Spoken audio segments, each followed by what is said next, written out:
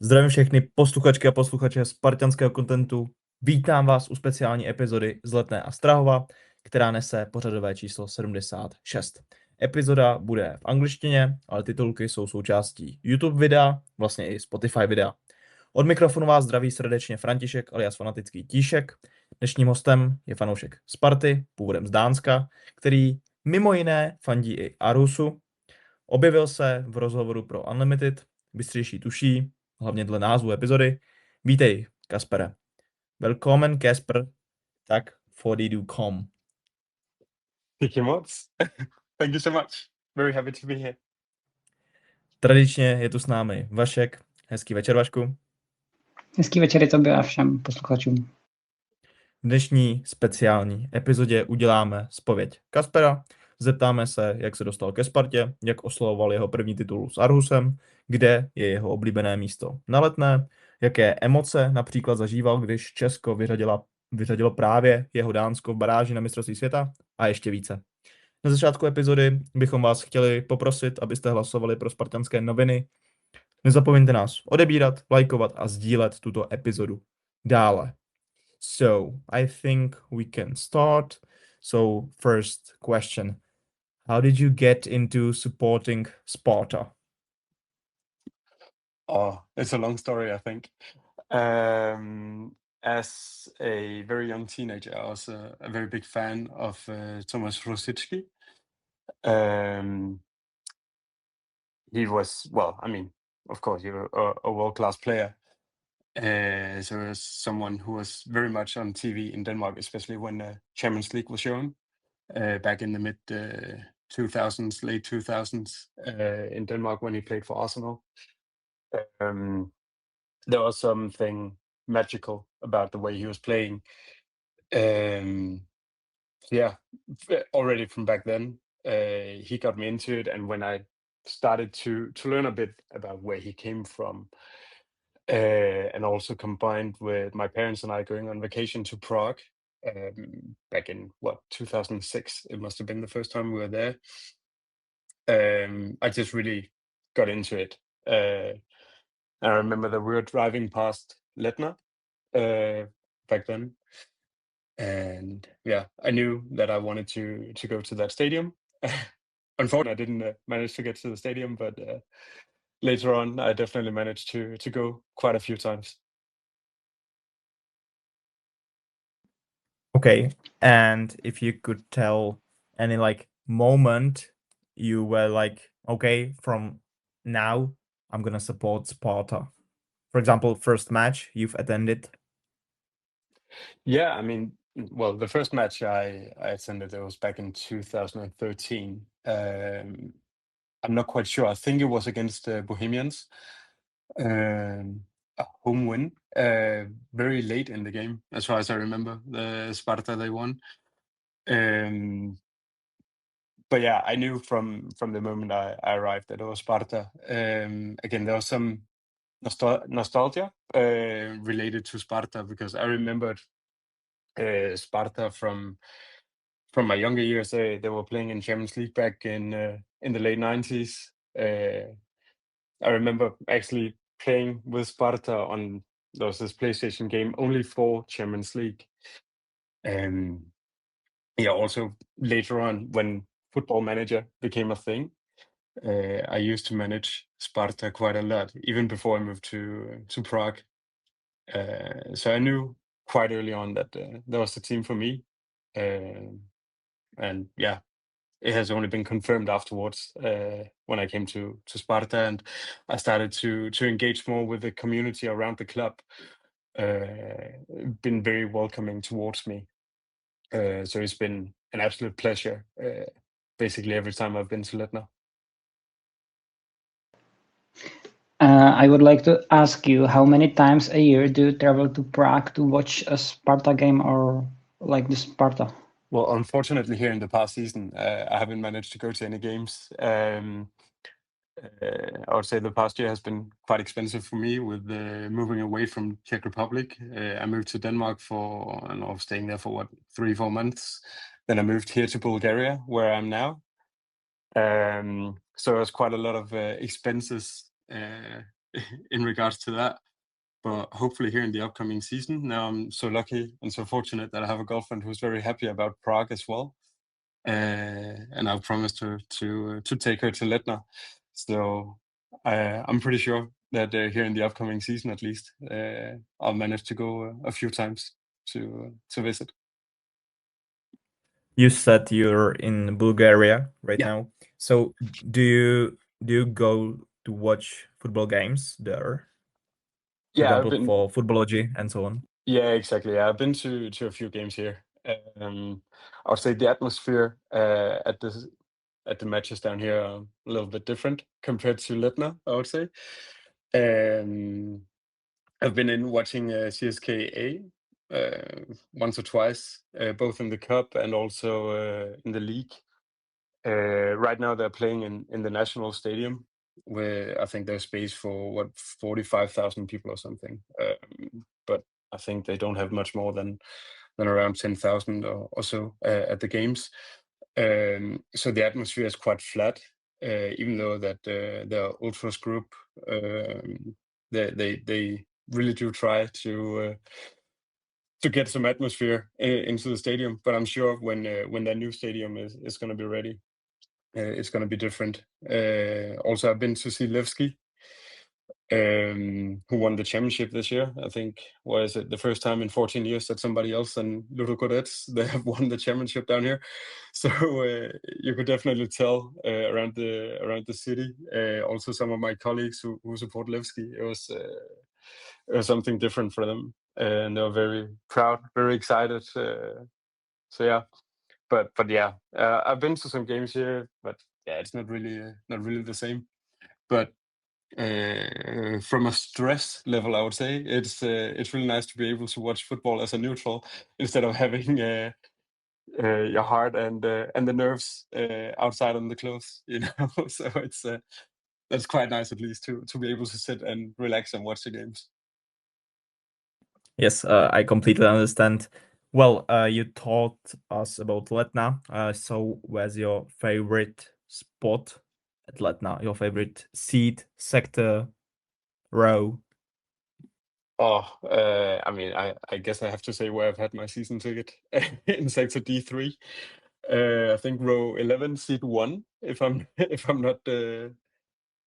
not wrong. I really don't remember like specifically the number, but I think that's it. I just know my way there. I've been so used to going there, so yeah, it's definitely my favorite spot. And also the people sitting around in that sector, even though not all of them have been speaking English, and my Czech could probably have been better. We have been able to find a way to communicate, and then of course there are some people there as well who speaks English, and they've been so kind to translate. And if that has not been possible, then we have tried with my broken Czech and my terrible German, and we have gotten by that way. But yeah. You said that your Czech could be better. What is your favorite word in the Czech? Oh, I say "tivole" quite often, especially in my current job. It's quite funny actually, because I have 3 Czech people sitting behind me, so so they get some Czech swear words once in a while. Then sometimes I'm lucky enough to get some kupola in return, so that's nice. And I would like to ask you, what is your strongest memory or the most emotional moment with Sparta? Oh, I think, well, not so much the first championship that I got to experience back in 2014, but definitely the second one after the long 9 years of waiting. Getting that experience of running onto the field and celebrating, that was quite extraordinary, I would say. There was so much adrenaline, I would say, with that. So much joy, so much happiness, and just all these Spartans just celebrating together. Absolutely magnificent. Yeah, something that I won't forget. Well, on the other end, which memory with Sparta you would like to delete from your life? It could be a match, score, or when you were ashamed of fans? The first that really comes to mind is there was an away game in Pilsen. A friend of mine and I were sitting amongst Pilsen fans, and I think Pilsen they won 4-0. That I would like to delete from my mind. Usually, I'm very happy about being surrounded by cheerful people, but that day I could definitely have been without it. There was a bad game at the Plzeň when we lost by 4 goals. But what is your favorite away match you've done with Sparta? Favorite away match. I remember we were away against Banik. I think we won 3-0. I think not just the match itself, but I think the entire experience was quite special. How we were treated after the game, like how we were escorted from the stadium to the train station. Because it kind of reminded me of these American crime movies where you see the police are transporting prisoners from one prison to the other. So we're in these buses, and then police in front of us and police behind us, and just escorting us. I think that was quite special, I would say. So yeah, that was maybe maybe not my favorite, but maybe one of the most memorable moments, I would say, from an away perspective. Okay. Well, you're from Denmark. Yeah. And Czechia faced Denmark in match at Letné in playoff match. How did you experience that? Your home country lost against Czechia. Yeah, a very tight game, as far as I remember.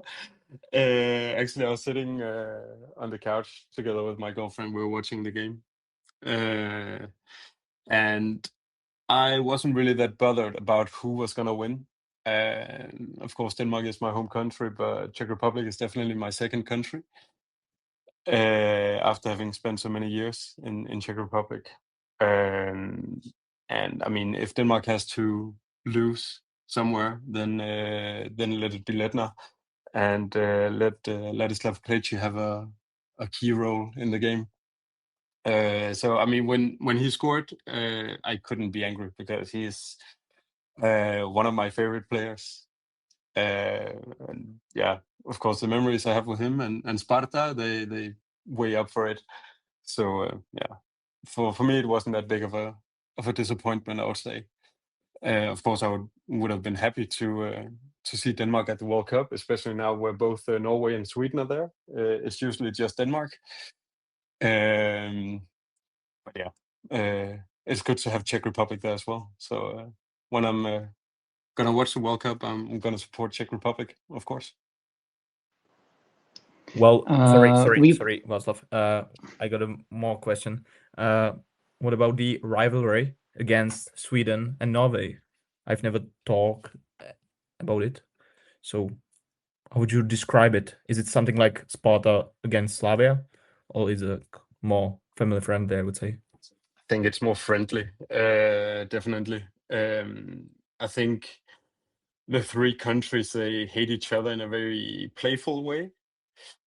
So like Denmark and Norway, they can agree on hating Sweden. Sweden and Norway can agree on hating Denmark, and Denmark and Sweden can agree on hating Norway. But ultimately, I think we all hate Sweden the most. But yeah, no, it's very playful. Of course, there's some competitiveness to it. There haven't really been that much of competition the last few years. Sweden have been pretty bad, and so has Norway until they finally got Haaland and Ødegaard, and also some other quite strong players. But yeah, it's good for them at least to to be at a World Cup, and I guess eventually also a Euro Cup. But at least there's still only one country in Scandinavia who has an international title, and that's Denmark, when they won it in Sweden in '92.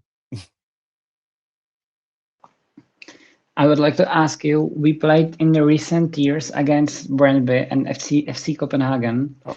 How you feel when Sparta is playing against teams from Denmark, and how your friends treated you when they know that you are supporting Sparta and they are from the Brøndby or FC Copenhagen? Well, I mean, especially when they're playing against Brøndby and Copenhagen, very much cheerful for Sparta, because I really can't stand those two clubs. I really despise them. So yeah, in those cases, there's absolutely no doubt who I would support. Same when Sparta, they played against Sønderjyske back in 2016, it must have been. In what has that been, the Europa League playoffs, I think. Now, if they're gonna play against Aarhus, it doesn't seem like they're gonna, because of course AGF are the champions in Denmark, so they're not gonna play Sparta, at least in the qualification for anything. But there, I think it will be a little more tough. I had a colleague asking me about it today, actually, in the office, and I said that I'd rather that they wouldn't play against each other. You don't really want to see those two clubs against each other. I think there's too much emotion from my side, at least. But he tried to argue that, but no matter what, you would win the match. But yeah, but I would also lose. So, so yeah, if they would play against AGF Aarhus, then I think it would be quite difficult. But yeah, when they've been playing against Brøndby or Copenhagen, very easy to choose side. As yeah, don't really like those two.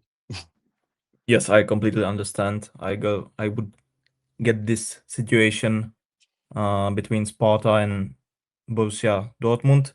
So in my mind, I got a question: which Sparta chant is your the most favorite one? In the beginning, it was "Let's go Sparta, let's go," because obviously in English, much easier for me. I think nowadays it would be like "Gdone Skachen and Spartyan," or just like the anthem when the players are walking on the field.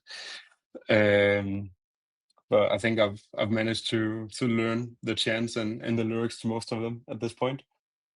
So yeah. Maybe a tough question. Which club is better, Sparta or Aarhus? Because if you could compare like the atmosphere, the fans, the entire of the city, of the they feel about the football. If we just simply talk on a player level, then I think Sparta is definitely better than Aarhus. Fan-wise, it's tough to say. Of course, now with the championship in Aarhus, it was absolutely unbelievable to see. Though right now AGF is playing at a temporary stadium with space for 12,000 people. It has been sold out for the past half year now. Usually the stadium they played in before could seat 20,000. Now when they're going to move into the new one, it's going to be 24,000. But yeah, the tickets for the games here in the spring have been completely sold out. And so the last couple of games, they're sold out like these screening events around city. So I think it has been 55,000 watching the games together, and then of course plus the ones in bars and so on. I think they could have sold around 120,000 tickets. I think it was mentioned somewhere. So it was absolutely insane for a city with 350,000 people. So that was definitely something spectacular and something that I had never seen. Even when I arrived in Copenhagen, I went to Aarhus to celebrate the championship. But when I arrived in Copenhagen, already there, we saw AGF shirts, we saw AGF scarves. So it was quite magnificent to see. And on the ferry going towards Aarhus, people in AGF shirts everywhere, advertisements with AGF, everything just AGF. Absolutely ridiculous to see. But then again, it was the first title in 40 years. So if that doesn't cause for celebration, then I don't know what does. But yeah, it's difficult to say who has the best fans, because it's two different environments, I would say. One thing that I've noticed in or at Letné, and also other Danish people have told me when they've been visiting Letné, is that usually in Denmark it's just like I've forgotten the English word, but in Czech, the hotel, they're the only ones who are creating the atmosphere. Where at Letné, they're very good to get the entire stadium to create the atmosphere, and that's something that Danish people especially have been very impressed with. Okay, I watched, let's say, up to 20 games last season from Danish league. I watched it on Betano, obviously. Well, there were some speculations about Thomas Jørgensen. I think he's from Viborg. Yep. Do you know him, or how would you describe him as a player? Is he good enough for Sparta yet? Oh yes, definitely. He's very talented. I would also say he's too good to play in the Danish Super League. He has a huge talent. He came from Copenhagen to Viborg. I think this season he arrived this summer, I think, to Viborg. I think he has a pretty big future. And I think, as far as I can understand, he has been called into the national team now for the upcoming test games. So yeah, I think he would be more than good enough for Sparta, definitely. But I think also there are some other clubs who have their eyes on him. Question about food. I would like to ask you, where is a better sausage, at Sparta or at Aarhus? Aarhus, definitely. Even though I do enjoy the kielbasa at Letné. But yeah, I think in Aarhus there's something familiar. I think also it's combined with like childhood nostalgia and so on. And beer? Oh, easy. Well, even though it's Darupramen at Letné, but yeah, definitely at Letné. I don't think there's anything that beats Czech beer. What is it like celebrating the, I think, first title with Aarhus in your lifetime? How was it? Was it epic? I think it was difficult to understand. Like the match where AGF they secured the championship, I was sitting actually by myself in my apartment watching the game. Oh, I didn't watch the first half because I was too nervous. Also, I think when it comes to AGF, I'm a little superstitious because I feel like every time I watch them on TV, then they lose. So this season, I've barely watched any of their games. But when they were up 2-0 at halftime in the second last game against Brøndby, then I dared turning it on and watch it. And it was kind of unbelievable. But yeah, right at the final whistle, I called my girlfriend and just screamed that we were champions. And yeah, from that point on, I couldn't wait to come to Aarhus to celebrate. My girlfriend and I, we were at a fun park or theme park in Aarhus where they had this screening. We were 13,000 people in there. And and it was, I don't know. Of course, it's different than when you're at the stadium and you're watching Sparta play a pretty boring game against Pilsen in the final round where the championship have already been secured, but you get to run on the pitch afterwards. Here, you're just standing with your beer with 13,000 people, and I mean, you couldn't really run anywhere or anything. Of course, you could hug people, you could scream, you could shout, you could throw your beer if you wanted to throw 10 euros up in the air. But yeah, it was quite special, I would say, and very difficult to describe at least the internal feeling I had about it. Yeah, I think it's something that we've been waiting for so long.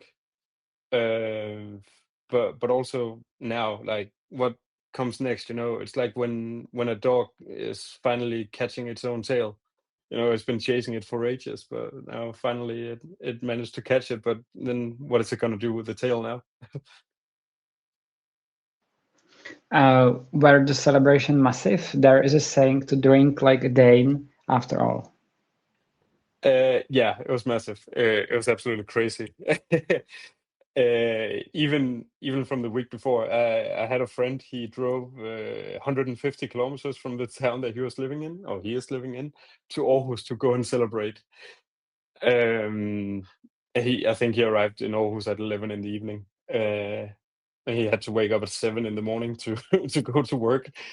But yeah, I think it was quite huge. Like the entire city center of Aarhus was completely full of people in white t-shirts, people crying, couldn't understand what has happened.